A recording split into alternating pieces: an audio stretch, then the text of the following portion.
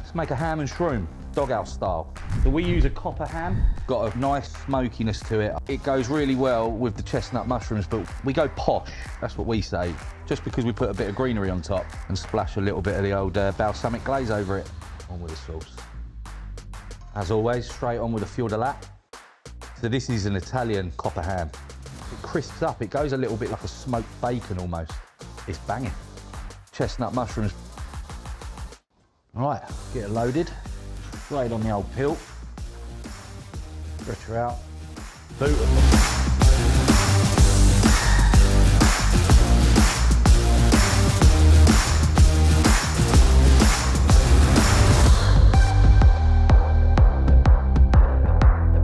Dress her up and make her look pretty. Bit of garlic oil just around the crust. Bit of basil. Straight on the top of the posh stuff, nice little bit of greenery. Bit of oregano.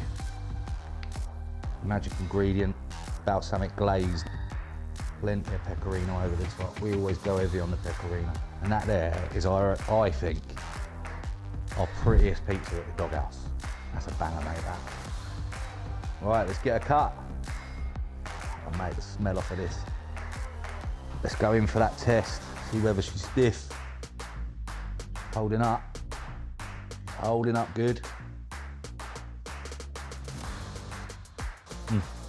I've done it again.